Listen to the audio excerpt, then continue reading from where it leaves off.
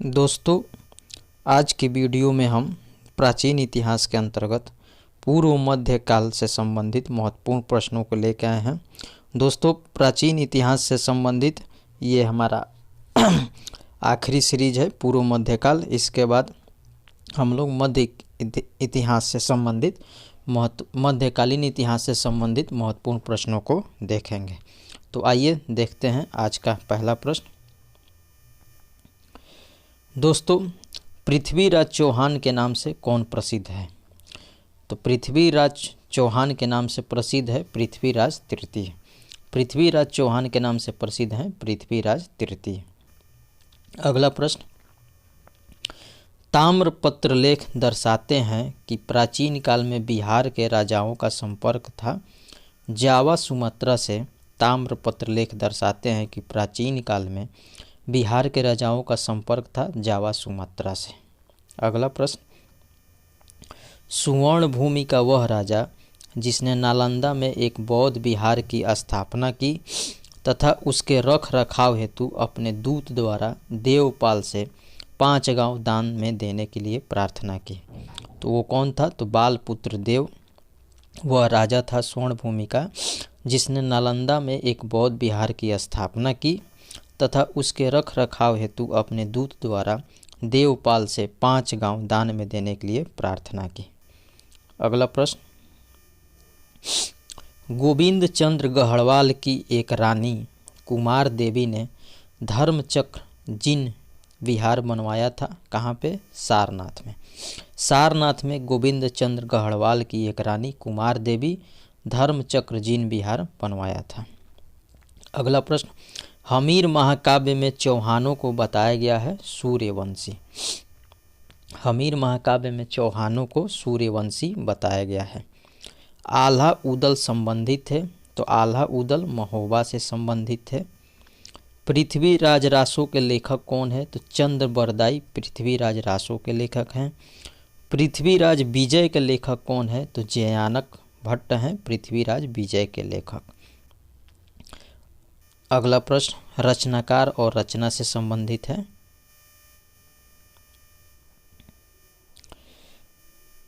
सारंगधर की रचना है हमीर रासो।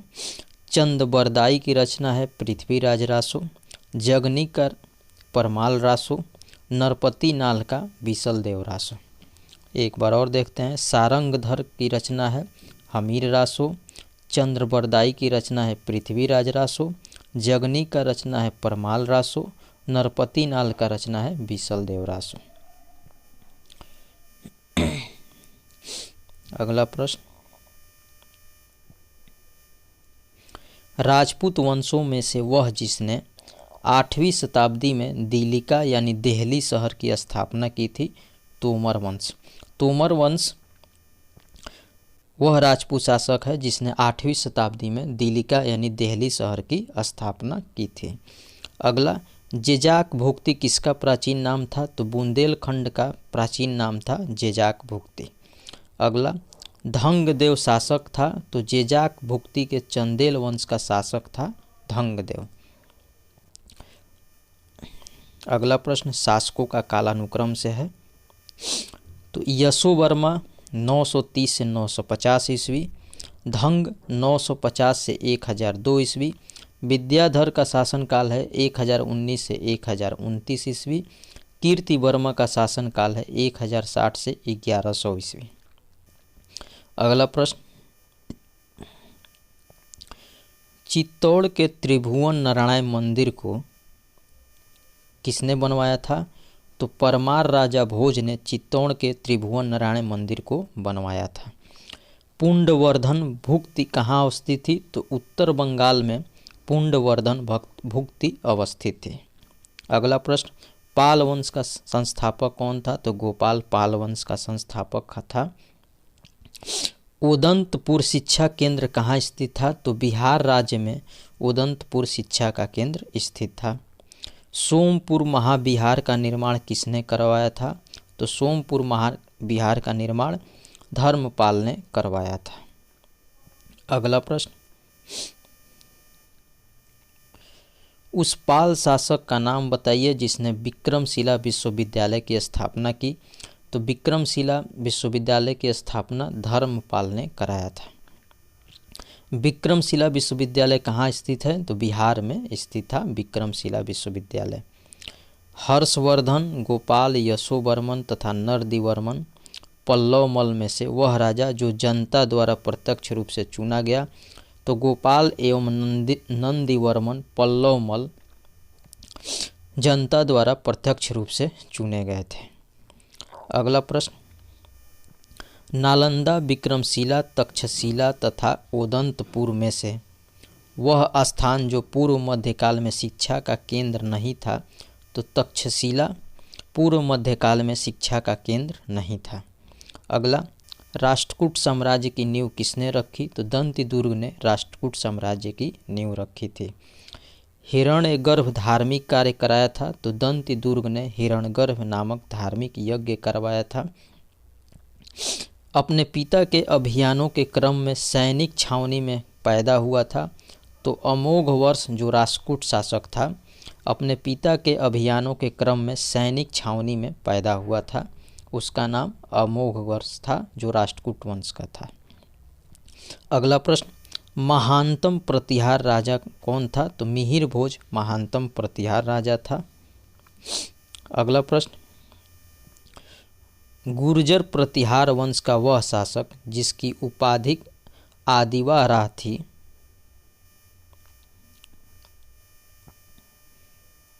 वह था अमोघवर्ष राष्ट्रकूट वंश। अगला प्रश्न, महानतम प्रतिहार राजा था मिहिर भोज।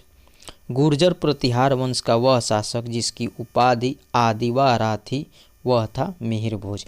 मिहिर भोज गुर्जर प्रतिहार वंश का वह शासक था जिसने आदिवा राह की उपाधि धारण की थी।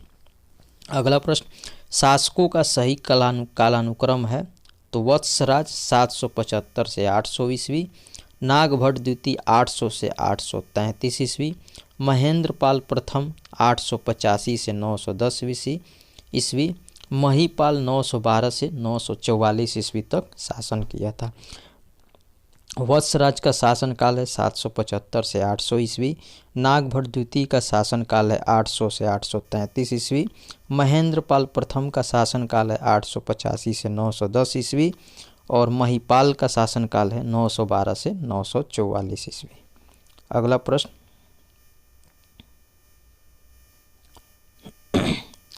नागभट्ट द्वितीय, महेंद्रपाल प्रथम, देवपाल तथा भरत भट्ट प्रथम में वह नाम जो गुर्जर प्रतिहार राजवंश से संबंधित नहीं था। तो भरत भट्ट प्रथम का गुर्जर प्रतिहार राजवंश से संबंध नहीं था, जबकि नागभट्ट द्वितीय, महेंद्रपाल प्रथम, देवपाल का गुर्जर प्रतिहार राजवंश से संबंध था। अगला प्रश्न, महान जैन विद्वान हेमचंद्र अलंकृत थे। तो कुमारपाल की सभा में महान जैन विद्वान हेमचंद्र अलंकृत थे। अगला प्रश्न, लक्ष्मण संवत का प्रारंभ किसने किया था? तो लक्ष्मण सेन द्वारा लक्ष्मण संवत का प्रारंभ किया गया था। अगला, मध्यकालीन भारत के प्रसिद्ध विधिवेत्ता कौन थे? तो विज्ञानेश्वर, हेमाद्रि एवं जीमूतवाहन मध्यकालीन भारत के प्रसिद्ध विधिवेत्ता थे। मध्यकालीन भारत के प्रसिद्ध विधिवेत्ता विज्ञानेश्वर, हेमाद्रि एवं जीमूतवाहन थे। अगला प्रश्न, महान संस्कृत कवि एवं नाटककार राजशेखर संबंधित थे। तो महीपाल एवं महेंद्रपाल प्रथम के दरबार से महान संस्कृत कवि एवं नाटककार राजशेखर संबंधित थे।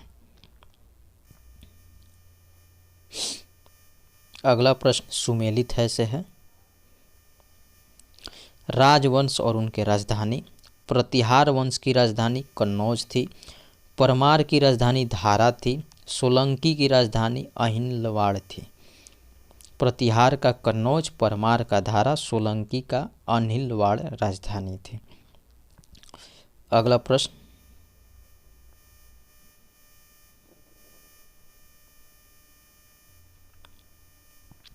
गुर्जर प्रतिहार वंश की स्थापना किसने की? तो नागभट्ट प्रथम ने गुर्जर प्रतिहार वंश की स्थापना की थी।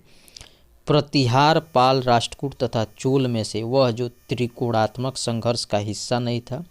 तो चोल त्रिकोणात्मक संघर्ष का हिस्सा नहीं था, जबकि राष्ट्रकूट, पाल, प्रतिहार त्रिकोणात्मक संघर्ष से संबंधित है।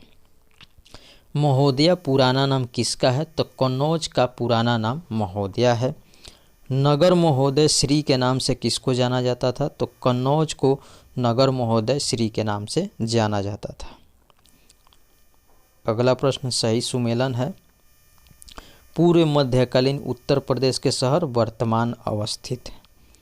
तो कोल या कोइल अलीगढ़ से संबंध है। महोत्सव नगर महोबा से संबंधित है।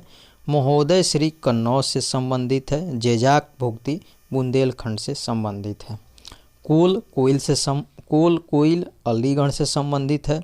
महोत्सव नगर महोबा से संबंधित है। महोदय श्री कन्नौज से संबंधित है। जेजाक भुक्ति बुंदेलखंड से संबंधित है।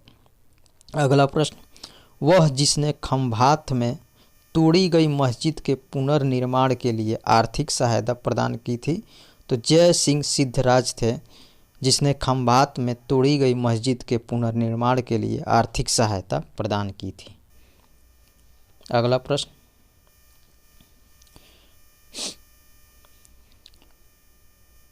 परमार वंश का शासक कौन था? तो उपेंद्र तथा कृष्णराज परमान वंश के शासक थे।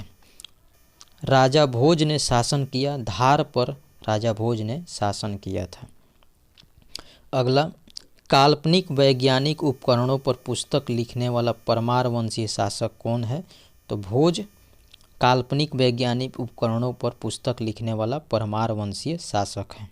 अगला, भोजशाला मंदिर की अधिष्ठात्री देवी हैं।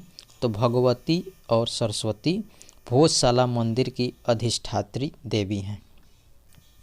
अगला प्रश्न,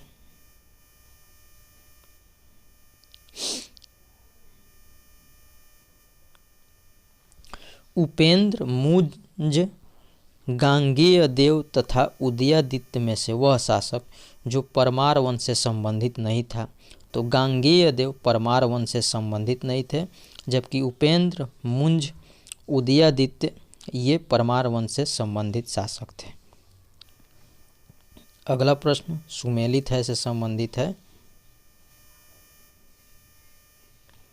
प्रसिद्ध स्थान और उनके क्षेत्र। बोधगया बिहार से संबंधित है।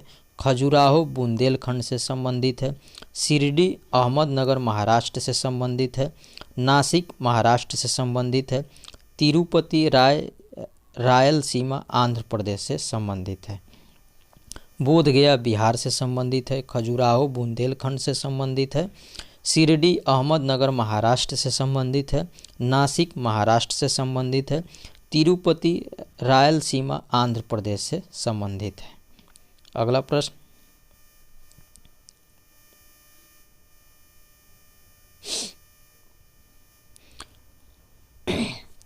कश्मीर का अकबर नाम से प्रसिद्ध सुल्तान था। तो जैनुल आबदीन कश्मीर का अकबर नाम से प्रसिद्ध सुल्तान था।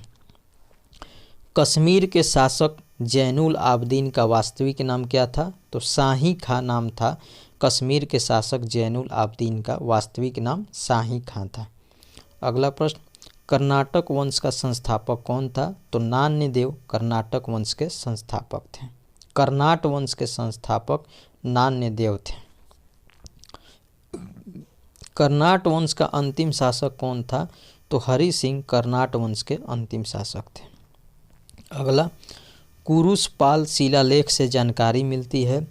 तो राजा सोमेश्वर प्रथम के बारे में कुरुशपाल शिलालेख से जानकारी मिलती है।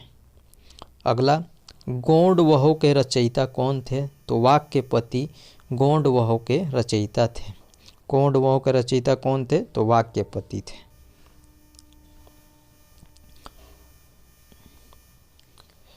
और इस वीडियो का आखिरी प्रश्न है, मध्यकालीन भारत के आर्थिक इतिहास के संदर्भ में शब्द अर्घट्टा निरूपित करता है। मध्यकालीन भारत के आर्थिक इतिहास के संदर्भ में अर्घट्टा शब्द किसको निरूपित करता है? तो भूमि की सिंचाई के लिए प्रयुक्त जल चक्र जिसको वाटर व्हील कहा जाता है, अर्घट्टा शब्द निरूपित करता है। अर्घट्टा शब्द से क्या मतलब है? तो भूमि की सिंचाई के लिए प्रयुक्त जल चक्र को अर्घट्टा कहा जाता था। तो ये था आज का वीडियो। प्राचीन इतिहास से संबंधित महत्वपूर्ण प्रश्नों का ये वन लाइनर रिवीजन प्रश्न समाप्त होता है। अब हम आगे के वीडियो में मध्यकालीन इतिहास से वन लाइनर प्रश्नों का श्रृंखला लेकर आएंगे। आज के वीडियो में इतना ही। जय हिंद, नमस्कार।